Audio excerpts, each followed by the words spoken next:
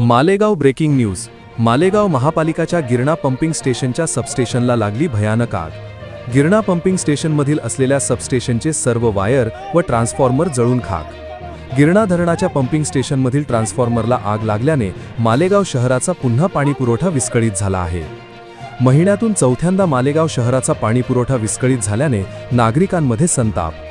ऐन दिवाळी सणाच्या पार्श्वभूमीवर पाणीपुरवठा विस्कळीत झाल्याने मालेगावकरांचे मोठ्या प्रमाणात हाल होत आहेत।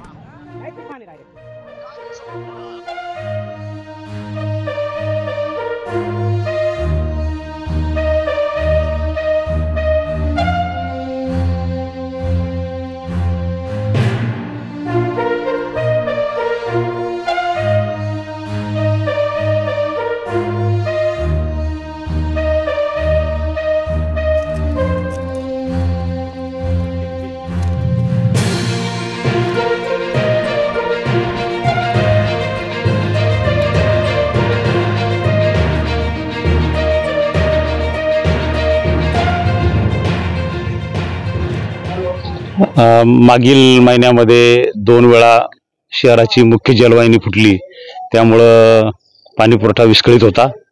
एक वेळ महानगरपालिकेकडून पाईप बदलण्यात आला, त्यासाठी 1-2 दिवस पाणीपुरवठा विस्कळीत होता। आज पाईपलाईनची दुरुस्ती संपूर्णरित्या व्यवस्थित झालेली आहे। तथापि आज दुपारी अचानक गिरणा डॅमवरील जो ट्रान्सफॉर्मर आहे तो स्पार्क होऊन अचानक जळाला आणि त्यामुळे पाणीपुरवठा पुन्हा करण्यासाठी व्यत्यय आला। तथापि आमच्या कर्मचाऱ्यांनी अथक मेहनत घेऊन दुसऱ्या स्टँडबाय ट्रान्सफॉर्मरला इजा होणार नाही आणि त्याला आग लागणार नाही यासाठी चांगले प्रयत्न केले, त्यामुळे तो त्यातून वाचला। तथापि त्याची केबल सुद्धा या सकाळी लागलेल्या आगीमध्ये जळालेली आहे। याची माहिती मला दुपारी ताबडतोब मिळाली। त्यानुसार नाशिक आणि धुळे येथील जे संबंधित कंत्राटदार आहेत त्यांच्याकडून केबल आणि ऑइल मिळवण्याचं काम आम्ही सुरू केलं। थोड्याच वेळात हे साहित्य इथं पोहोचणार आहे।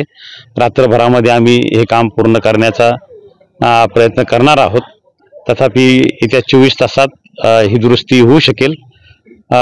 नैसर्गिकदृष्ट्या ही आग या ट्रान्सफॉर्मरला लागलेली आहे।